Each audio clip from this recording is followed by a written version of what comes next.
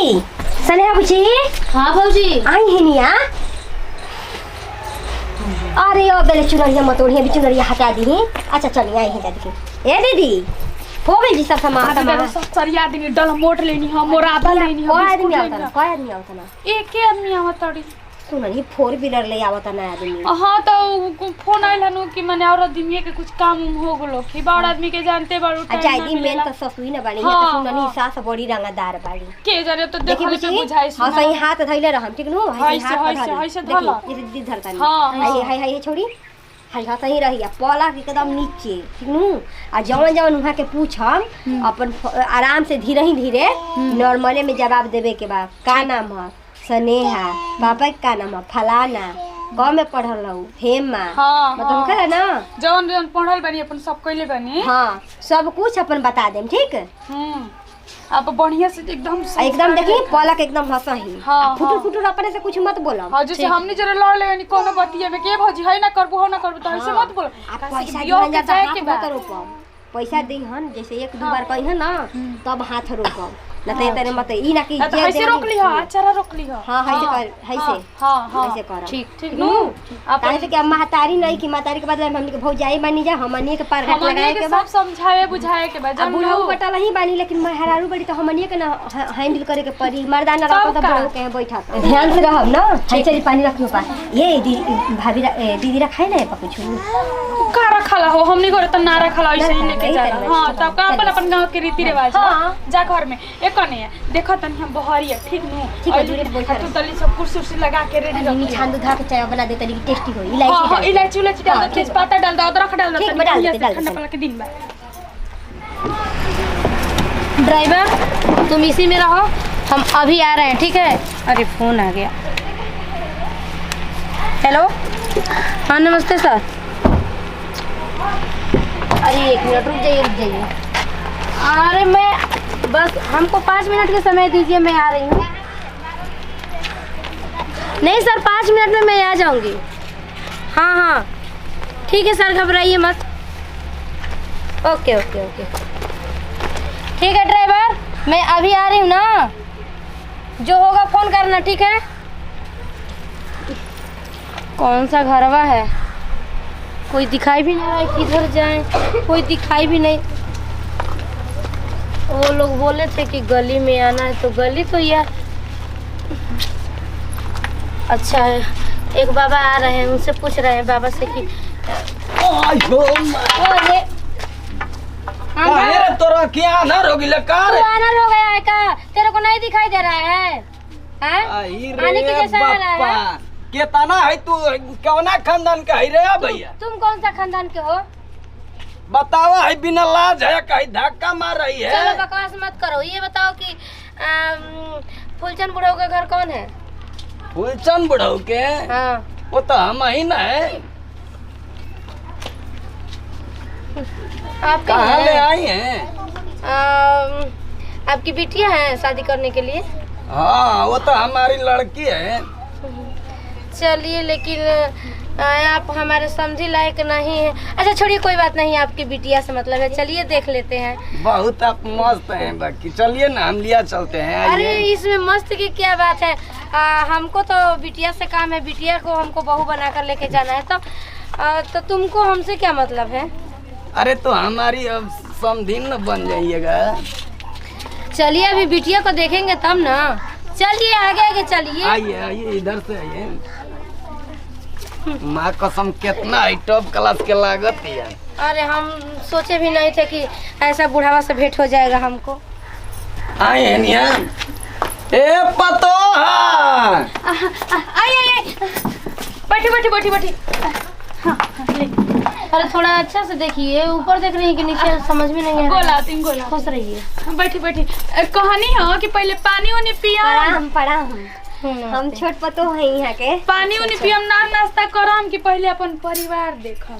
हमको लड़की को दिखाइए, उतना फालतू टाइम नहीं है। हम खाली आदमी नहीं है। कल है पतो ये तनी पानी उनी आई लिया के पिया। सब रेडी बा। सब पकवान बनी। बस सोचो तनी ना सब कोई पहले अपन परिवार देखेला, एक बाद पानी डालेला। एगो नियम होखेला। तो बुच्ची जी के लेके आओ दीदी। हां लेके आए में कोनो दिक्कत ना न भइल हटे।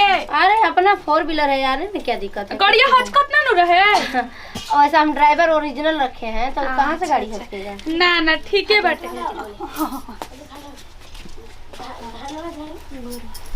खुश रहिए। हां हां देख ली अपन परिवार। ये के अपन परिवार बानी, अब देख ली है कहीं हमनी के लड़की बानी, बिना महतारी के बेटी हई। जितना पोसले पल्ले बानी अपना सास के रखले बन जानू कि बेचारी इतना संस्कारी बाटे। एक बात मैं पूछेगा तो मन खिसेगा नहीं ना तुम लोग? ना ना ना राहुल भाई बियाह करे के बा लड़का के। का इनका कलर अलग है, इनका कलर अलग है। अरे सास हमनी के गोर रही खूब, अब हमनी के नहीं खिंजा गोर। अहिया के भैया सांवर बनी जाए। लड़की है ठीक है ना? हाँ ठीक है। तो देख लीजिए यही हमारी लड़की है। अरे ये सब का होगा लेके खड़ा है, नहाएगा काम? अरे नहीं ना जी, ये नियम हटे कि हमनी के लड़की खाली हाथे ना आवेली सन। क्या नाम है बेटा? तेज बोलो। स्नेहा नाम है। पापा क्या नाम है? फनाना। मम्मी के मतलब कहे के न जाना तनी हमनी के सास चुप रहिए, आपको नहीं लेके जाना है बतिया ना। सुनी पहले, हमनी के सास अपन आदमी के नाम ना धरत रही, फलाने हाँ, साह हाँ, कहत हाँ। रही। तो यही से बुची जी कहत। और पूछ ली पढ़ाई लिखाई तो में गोजी भाल है, हम तो पहली बार सुन रहे हैं ये सब। अरे जाना तनी ना होखेला कोनो अच्छा, पूछ लड़की ले, अपन पूछ ले, बाप पूछ के ले। जल्दी नाम ना रखेली जा, आ बड़ी यहाँ के बाबूजी के इज्जत करीला। बुची कौन में पढ़े लो? हेमे होमे। हैं? हेमे होमे? अरे एमे के हमनी के हेमे होमे कहल जाला, एमे में बानी बुची जी। हां हां अरे हमको देख के तुम लोग पहचानो हमको, हम कितना बड़ा घर से है। ये सब हमको ले जाके क्या करेंगे? गवार बैठाएंगे का? नहीं लड़की हमारी दम बहुत संस्कारी है, आप मस्त चुप है। रहिए, आपका कलर में चेंज है। अरे तो लड़कियां नहीं ना हमारा चेंज है। क्या सिखाए हैं एमए में? पढ़ी लिखी है, एमए करती है। एमे कहनी है के हमनी के हेमे। सुनिए उतना भी कमी नहीं है हमको। अब उतना भी मैंने लड़की भी खराब नहीं है, ठीक है ठाक है। ये जो लेना था हम दे दे, अपने खुशी से दे रहे हैं, ले लो। अब तो शादी भी शादी नहीं होगा, हम जा रहे हैं। उतना फालतू टाइम नहीं है। ये तो गंवार सब हम काहे? क्या करेंगे इधर? लड़किया में हमारा कोनो कमी है? बहुत कमी है, ठीक है। आप मत बोलिए आप प्लीज। हम आपके हाथ से आपके आगे हाथ जोड़ रहे हैं, आपका कलर चेंज है। रउए का एगो लड़की के आइल है। चुप रही जी। एगो तो ये में कह के बिगड़वा दे। एक करोचिया के त कोनो लूरे सहुर ना कैसे सिखैला उसरे? अरे तो बस तू ही निकालू आ कि पूछा तो कौन ए नहीं है बाबूजी, हमें। हमारा कहे के मतलब ई रहल है ना कि पूछिया जब पापा के नाम तो कह दे फलाना आदमी, यानी कि नाम रख दे। हाँ, अब हमने के मन तो करत है कि दफना दे घरे में। आहो कितना भारी साड़ी ले लिया, पसंद हो जाए तो और कुछ दी हमर साड़ी गई। करमाई का माथ बनो एकदम बेलूरे घर में निकल तीन गई। आदमी देख देख भाग गई ना इन करके कदम, हमरा बुझात नहीं कि कैसे ई बुढ़ौती में हमके मुआ दे। जदी बाबूजी जाय जाऊ रे तरह बीपी बतावो एकर अच्छा देखो तनी इज्जत से भेज दी, चल जाना तो बे, गड़िया। हम कहत हई उनके लठिया दे भाई, कितना है हमार लड़की खराब है। जाय दे लड़की में कमी बाटे। करमाई का माथ बनो तो हनी के माय कमी है, खा खा के घर में ना ओके पड़ा रह तो उसे सिखावे के ना। जाई जाई देखी देखी आई ही दादा एकदम इज्जत नाकी में डुबवा देली। हम आपके गांव आ रहे हैं, ठीक है। हमको वही वाला लड़की दिखाइए जो आप बता रहे थे। अरे कहे रुकिए ना। अरे सुनिए एक मिनट, यहाँ की हेलो। लड़की बाप रे बाप देखने लायक नहीं है। हमको वैसा हमको रिलेशन चाहिए जहाँ की समझी जवान हो, ठीक है। लड़का लड़की थोड़ा इधर उधर चलेगा, लेकिन समझी जवान चाहिए। हाँ समझी तो हम जवान बेकार मिलेगा हैं क्या? तो सब कुछ ठीक है। अगर समझी ठीक है तो सब कुछ ठीक है। हमको वही लड़की दिखाई। यार ये लड़की बाप रे घर में रखने लायक है। हमारा लड़का क्या है और ये क्या है? कनी पानी वानी है, चलिए पी कर जाइएगा। हमको पानी वानी नहीं पीना है, ठीक है। इतना ही दूर ले आई है। गंवार लोग के घर के पानी वानी नहीं पियेंगे। हम कहाँ 4 व्हीलर से चल रहे हैं और आप लोग गंवार इंसान, ना बोलने का शऊर है ना कुछ करने का शौक, मतलब वो है, और बकवास कर रहे हैं पीछे। हटिए सामने से जाइए। चलिए ना, देखिए खिसिया कहे रही है। हमको शादी नहीं करना है, बस हम बोल दिए ना। तो लड़की हमारे खराब हाँ थोड़े सर है। बोलिए। नहीं आ रहे हैं, 4 व्हीलर से आ रहे हैं, टेंशन मत लीजिए। नमस्कार प्रणाम, हम निकिरण सिंह, हमने का अपन टीम भाई, हमने के को पारिवारिक वीडियो अच्छा लगता है दिल से लाइक शेयर कमेंट करते रह जाइए। सबके साथ विदाई, अगले वीडियो में फिर मिलेंगे। लेहाना काट के अब बिटोर के जा धरा तना त जेवन ही मुर्गा मुर्गी बाड़ी सन कि मन लाते लाते जेने से तेने कह दे तरी सा ऐसे हमार गाय खाता नहीं खे बोलला पकइए सना कि बोलते भी है बिना मतलब के एथु करत रहेले आई ना के अपन मुर्गा मुर्गी जतन क के रखेला घर में माई है नुकसान ना कुल होखता टे माई रे का हो। अब बता देख हमार बियाहवा ना करबी रे। अरे का को हम जानबूझ के तू करतनी आई हमार शौक नहीं के कि बेटा अपन बियाह कर दे में पतो आ जाओ कि हमरो के दू रोटी के आराम हो जाई। बताओ गांव घर में हमारा से छोट छोट लइकन के मैं शादी हो गइल आ कहत वसन हमारा के कि कार तोर माई बियाहवा ना करी यही तरह हमारा के बुढ़ावा देबी घर में ना। तुम जानबूझ के करतनी हमार शौक नहीं खे हमार जांगर फाटता का हम तो ये चाहतनी कि भगवान हमार बेटा के जल्दी बियाह जाके एगो बेटी भी हो को निपटा दी होने। बताओ उ अगला लड़की कितना बढ़िया रहे तोरा ले रेटते रहगनी तो रुपया दहेज के चक्कर में हमारे यही तरह जिंदगी खराब करतली बियाह ना हमर लग भी करबी। अरे जानतर बबुआ हम का कही हम सोचनी कि अजय देवगन लेखा हमार लड़का बाटे जेवने तनी 2-4 लाख दहेज में मिली। अब हम का कही अपन एथु पर अपने कुल्हाड़ी मार लेले बनी हम खुद गलती कर लेले बनी। बियाह शादी हमार कोई तरह करना तो देख हम कहतनी ना कि अब ठीक नहीं के लागत हमारे घर में ताना हम गांव घर के ना सह हमहु पता लगावतनी बुझा मांग फाड़ के बैठे बड़ी सका कि आव सेनु डाल दो लेके चल जा बुझबे ना करेला कुछ हमर ने के शौक लागल हैं कि केनियो से त एक लोटा पानी लेके आई त हमर पतो हो रही तो तोरा के हताना ना नहीं कुल करे के पड़ी तो मैं उहे न करी त आ रोज शाम के तेलो लगाई तोरा के ई तो बतिए ठीके कहत रे का करी। अरे लेहनवा बिटोरे लगन है मोल हम करा के मुर्गी ना मैं छी तोरा ले मैं ये कहना कि बियाहवा हमर कोई तरह कर दे भाई ले धर हापत हमर दे वो हो गई तो तोरा का तो कहत नहीं करे बुचिया भात मत खो तू हमारे नियर भइल जात है भात खेले तो तोरा दिक्कत इनकरा के ना कह सकेलू ई मां गांव घर घुमत रहन त ना काम करे लाइन करे कह दे तनी एक बंद कराओ हमारे फिर में लगा रहती है। चुप रह सर तोहने के त खचाइन तो धइले रहत रह ना ई तोहरे लेखा बहिन नहीं खिसा इतना के हमेशा देखेलू तो बाजत रहलू गांव के घर के लोग देख तबे न कोई लइके अपन दी अरे ना तू घर में काम कर जब त इहे ना रोई तोरा खातिन के कि गांव के आदमी आई रोवे हैं काम ना करबी एगो लड़की माने काम ना करबी त का करबी लड़की कतना आजकल दहतर की काम धाम करत रहत से तब ससुर में गुजारा नहीं के होखत एक एगो लड़की बैठला कि खियावत ऐसा बना के ई त खालसा घूमत या मैं तेरे करे के पड़त जो छ हमर तो नहीं कुछ करे के बोलत रह का बोलत रे लड़का बिया दिन पर दिन से आने ना होखल जाती रे तू ओकर लड़के के बुद्धि बा कोनो काम करत है ढंग से आया के हमारे पे देखेले ना तो गरमा उठेले।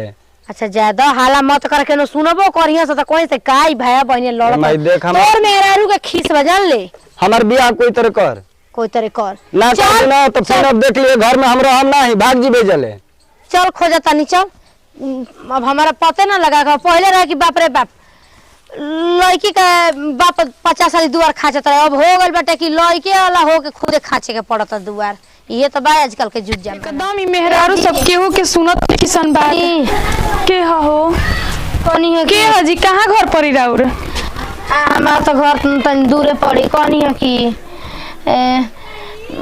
कौन जात हई कौन जात हनी ई जात पात क्या पूछा तड़ू कनी कि आपके घर में लड़की बड़ी जे बियाह करे के लड़की आदमी लड़का खोजे जाला कि लड़की खोजा चलेला बियाह करे खातिर। अरे महाराज बताई ना हां बाड़ी हमर ननद बियाह करे के त कौन माने तोरा कौन जात हई हम बड़ई हनी ओहे तो हम हई बढ़ाइए हई हम हां तो काहे लड़की खोजतनी।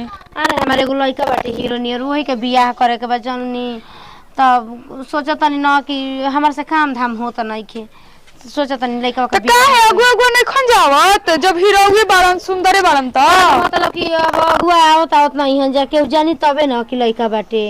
हां ये दादा कैसे तो करे लड़का तो जेकरा घर रहल से घर बराऊ होने का वो घर में गोली में दूरे बैठे त ई त रास्ता हटत नहीं खेता में से अब हम देखनी है लेकिन हमार माने निकल ना पावला आवाज ये झटका से अच्छा तो माने लड़की खोजतनी बियाह करे के बना के हां अच्छा मैं रोड लगे खातिर चल घरे बात विचार कइल जाई। चली चली चली बैठी ये हमार घर हटे हनिया आगे बाटे और बैठी बैठी। अरे की तना के कुछ पे बैठाइम ना। अब देखी अब रौरा के त जानल पहचानल बानी ना कोनी ना अब बनते बनम बने के हमर मन करी त बनाइम ना मन करी त मारू त हमरा ऊपर बाटे हमरा घर आइल बानी त हां हम कोनी ना के रौरे जात है जात। हां तो कहीं का कहतनी ओ कोनी के माने बियाह क दी। अच्छा तो देखी जब रौरा आइल बानी चढ़ के करे खातिर तो ठीक बा 1 लाख रुपया गहना दे दे हम बियाह कर। ये दादा ई का कहतनी जी जब सुनो तनी उहे कहतनी मान ली रौरा दुआरी पे जइती त रौरा डिमांडे न करती कि हमरा लड़का के 1 लाख रुपया चाहिए त हई चाहिए त हौ चाहिए त हमरा दुआर पे बनी त हमो डिमांड करतनी। अच्छा चली कोनो बात ना ना राव ना हमार चली 10,000 रुपया दिया जी का 10,000 रुपया महंगाई के जमाना में का बात जी वो जमाना कोई लेबे के बा जो जमाना में गधा जिलेबी खात रहे आज त आदमियों के नहीं मिलता 100 रुपया किलो हो गइल बाटे। कारण तो बोली हमर ननद बाड़ी सुगर सगर हुआ संस्कारी है ना त अपन जाके ढूंढी अब हम का करम। अच्छा और वैसे भी जब गिर के आवत नु तो केहू ये समझी नु के कर लइका पागल बच्चा है निकामा बच्चा है बेरोजगार बा तबे ई आवती है घूमे ना तो लइका के मन में ढूंढ ढूंढ के घूमेला जी। अरे ऐसा कोनो बात नहीं खे बहुत आदमी के शौक होखेला। अब हमर लइका के उम्र थाना नहीं के भइल हमार मन में मन करता पतो उतारे के तब कहनी कि अच्छा मैंने 10-15 साल के बावन ना वो तो ना अरे रो तक जब बोला तनी तो का ले लेम 10,000 और 20,000 रुपया ले लेम ना ना ऐसा होइए नहीं के सब बताई 1 लाख रुपया में का बाटे दे दी जब इतना जरूरी बाटे त पतो और जीवन भर खाते मिल जाई। तो आया ई तो घरे हमारी खर्चा नहीं के कुछ को दुख तकलीफ थोड़े ना होके दे। अच्छा वो तो फ्री में और काम करी नौकरानी लेखा जीवन भर सेवा करी और वंश बढ़ाई हमर घर के लड़की आए तो ओकरा खातिर कुछो ना का कहतन मैंने करम कि ना करम। देखी बियाह तो करही के बा हम बता देनी अपन चली ठीक बा गहना गुड़िया ना दे हम तो एगो सिकड़ी दे दे 1 लाख रुपया दे दे हम चली। अब ऐसे तो कम होई ना रे करे के बा तो करिए ना तो चुपचाप उल्टे करे चल जाई। अच्छा ठीक है ऐसे हम पहले इज्जत कदर ना नंबर दी जाके घर समझ के फोन करतनी लिख ली नंबर मोबाइल ले ले बनी मोबाइल त नहीं के छूट गइल याद हो जाला कितना आदमी के याद रुकी देखतनी रुक जाई दी का कर। अब लड़की खोजे आइल बानी बताई हम तो सोचे वाला बात बा लेकिन ज्यादा हमरो ननद बहुत ढेर खूब सुंदर बाड़ी पढ़ल लिखल बाड़ी अपन बड़ बियाह हो तो ठीक होई एथु बाटे रूल बाटे। हां बोली हां हां लिख ली हां बोली हां 1 3 हो गई 4 7 फिर 3 लिखी हमारा ना बुझाला। 1 मिनट रुकिए को नंबर बोले बनी अब 10 गो खेलनु हो गइल 10 गो। हां हां अभी लिखी अभी लिखे के बा। हां हां अच्छा 8 9 हो गेल अतने नंबर गिनली 10 गो हो गेल होई। चली यही नंबर पर समझ के फोन करतनी हां ठीक नु 1 लाख रुपया हां जौन मंदिर में करन त मरने में मंदिर में से होई ना त घर ना ना घर से ऐसन बात नहीं के अभी एगो बेटियो बिया हमार ऐसन बात नहीं के। अच्छा हां ठीक है बेटे हम जाइए के फोन करतनी का ठीक ठीक बेटे आगे बारे में तोरा की इज्जत पानी कर ठीक नु हां हां गोल लागतनी कौन बात ठीक बा हे मुके चल जे भई से हां हां हां जाता बोल कह के हमर ननद के तिलक को दे के ना पड़ी और ऊपर से 1 लाख रुपया मिली वही में तो कौन दे हम बियाह है अपन साज बाज दे आ लोग बार कोई की देखो बढ़िया लड़को मिल गइल लइका फइका आगा ना में रहत न सो कहियो बार झाड़ू लगाओ फिर उहे हालत कर देता न जाए। हां भौजी का जी रउआ सब तो दूर जी के चांद हो गइल बनी जाए। ना भौजी ऐसन बात नहीं के अब की झाड़ू लगतनी का। अरे का मतलब सुबह से 2 बार लगा देली तीसरा बार अब लइका फइका के घर पे तो जनते बानी। अच्छा वो सब बात छोड़ी ना वो जो बियाह हुआ मेरे को गुलाबी कलर के साड़ी ना पहने रहनी हां तनी हमरा के दे दी ना हमर भैया के बियाह तो ठीक हो गेल बाटे। बियाह ठीक हो गेल कितना मिलत जी कहां अभी रही 15 दिन पहिला आई रही कहत रही लड़की देखे के ना तो माई गई रही लड़का देख लड़की देखे कितना तिलक मिलता है मिलत नहीं के दिया तटे 1 लाख रुपया दिया तटे माई तिलक दे के बियाह करतनी जी तब का 1 लाख रुपया एगो सोना के सिकरी दिहता हाँ भौजाई के तब का चली ठीक है बरोबर सब नया नियम निकाल दहनी जाता ना दिन लइकन के मिलत रहब लइकिन के तिलक दिया ताटे अब उ सब नहीं के पता भौजी हमरा का भैया खुश बने ना तब हमर भौजी तो मैं गांव भर में मिठाई बटवाओ तन कि हमर बियाह तो होत हमर बियाह होत ताटे हां तब का चली जा रही ठीक बा ले ले गुलाबी ना हां हमरा को ले लो जवा ढीला होई तो ले ले पता हरावा दे दी हां अच्छा ठीक ऊपर है मैचिंग तो कर, जब ठीक 1 है। लाख दे के बियाह होता त तनी नया नया किनवा ली भाई के बियाह बार होखेला माई को लेके कि जाओ भौजी से मांग ली है तो यही से मांगे अच्छा ठीक बा दे दे मैं ठीक बा दे दियो ना भौजी ठीक बेलौजा थाली तनी से चपवा ले ढीला ठीक बा हम साँझे के आइम दोबारा आज ले जाइन जी कहिया बियाह ह बियाह बाटे 1 हफ्ता बाद 1 हफ्ता बाद बा बड़ा चटकवाही में होता ठीक बा ठीक बाप रे भक्ति तिलक दे के बियाह होता बढ़िए है बताओ ये कहाला कि लालच से हो बुरी बलाए लालच कोनो चीज के ना करे के चाहिए आज की डेट में सोचा कि भाई। तेज बन जाए कने कि 5000 रुपया देता काहे 5000 रुपया काहे पश्चिम टोला में लइकन के मिठाई बार देनी औरी संगतिया वाला सन कहता से हमरा के ना खर्चा करबे बाप रे बाप अब बाप करे अब तो देतली अब खुशी के दिन बा तो बियाह हमार सेट कर देल वाली मर लइकन बियाह से ठगल त मने कपार पर चढ़ के मुतब हैं पानी में आग लगाव तर बियाह से ठगल त एक तो तू देख के करत नि बियाह में हरारू खाती पहनाई रहल त हैं जो सोचली जोन भइल आ तू चबोठा पूरा गांव पैसा दे मिठाई मैं कितना बाटे खिसियाली हमारा पर 5000 देख दे देना तो हमार बेइज्जतियां न होई कहेसन की कार तू कैसन भले हमरा के खर्चे ना कइले मैं जिए ना देबा जा हमारा के जिए ना देबा जा जान गनी हम अब तारा का हम रुपया दी मिठाई बाटे खाती का नतिया मौगी तो रहे त ना मिठाई बटाई रही तो ना हम असही बाटब हम तो कितना दिन पता शादियो सेट कइली ले चल कोनो हलवा की दुकान पे धो दे हमरा के अब ले जाके बांट दे मिठाई जो भाई देखो मान जो ना तो देख हमारा कहेसन की कार तू कैसन भले मैं संगतियन के खिया देले हमनिए के रहबनी जाना तो हम अच्छा, कौन ई इज्जत बताओ, रहे तोर बुद्धिए में आग लागल बाटे हैं बियाह ना होत रह तो हमारा नियर बात दे के पैसा है आ केनो जान जइहो सयबे त का इज्जत रह जाई बताओ ना ज्यादा हम कुछ नहीं की जानता हमारा के पैसा दे तू तो यही तरह करेली जा ले लो मैं नवाजा ले ला हम ना ले जाके ले आके तू कह दे जा जो का दे रे का जाए रे पहले पहले के तो कह ना देखी ना ना देहिब बियाह करता लिया मंगला पर पैसा ले ले रे बक्सा में जो बक्सा में बा ले लेही बाप रे आजकल न 2 रुपया दे द पर बुद्धि मत आजकल बेटा बेटिन के कुछ बोले जो नहीं के जो हरे उगुला तना सरे दादा देखो पैसा खाती कैसे करत ताटे नमस्ते प्रणाम हम मनी किरण सिंह हमने के अपन टीम बाटे तो हमने के वीडियो फुल एंटरटेनमेंट रहला है से संदेश भी रहला है कि सब कोई शादी टाइम पर शादी ब्याह कर ले न तो आज के डेट में तिलक लेवे के चक्कर में कुछ दिन में देवे के पड़ जाए ठीक नो वीडियो अच्छा लगी दिल से लाइक शेयर कमेंट करते रह जाए ये सब के साथ दी विदाई अगले वीडियो में फिर मिल जी बाय बाय।